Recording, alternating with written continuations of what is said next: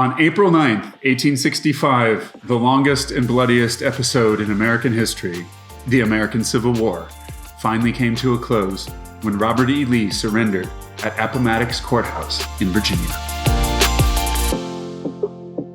Hi, I'm Mr. Wesley. Welcome to the Homeschool History Show. This week we will finally look at the end of the American Civil War. After 4 long years of bloody conflict and struggle, of back and forth, of hit and runs, of epic battles, and horrendous defeats, on April 9th, 1865, Robert E. Lee had finally had enough. He and his horse Traveler finally surrendered to Ulysses S. Grant at Appomattox Court House. In the previous week, Lee had lost roughly 1/2 of his entire army. Thousands were captured at the Battle of Five Forks. After losing so many men, after them being captured, after so many years in the woods, fighting back and forth, after the destruction that Sherman wrought on Atlanta, Lee made the decision to surrender, and the primary reason he said he surrendered was to save the American South from total destruction. Surrender terms, interestingly enough, were drafted by a Native American. Lieutenant Colonel Eli S. Parker was a Seneca chief from New York City who had studied law. Chief Parker would later go on to become a brigadier general. Other interesting facts of the surrender at Appomattox Court House were that after the official ceremony, by the way, at this time, war was still very formal. It's still very much a gentlemanly thing.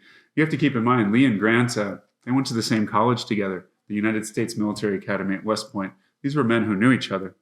And again, remember, if Virginia had not seceded, Lee would have never been a Southern general. He'd have been a Northern general. And if Lee had been a Northern general, this war would have probably lasted about 2 weeks.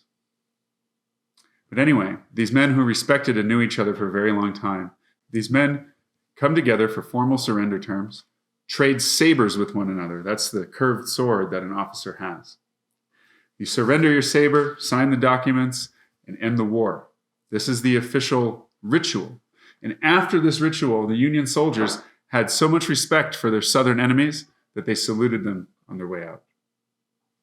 Also, General Grant, future President Grant, decided not to take the Southern soldiers prisoner.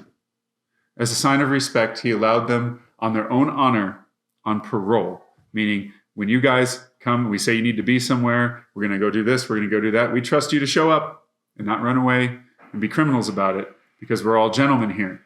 This is a very uncommon sign of respect. Although the way the surrender proceeded, with the respect shown to both sides, the respect shown between Lee and Grant, it looked like the nation might be finally on a path towards healing. However, the celebrations of the victory at Appomattox were very, very short-lived, as less than 1 week later, on April 15th, 1865, President Abraham Lincoln would be assassinated by John Wilkes Booth at Ford's Theater. For this and many reasons, the surrender at Appomattox Court House marks the conclusion of the greatest chapter of American history, thus making it another great moment in American history. Stay tuned, because till next time, what was it again? Till next time, I'm History.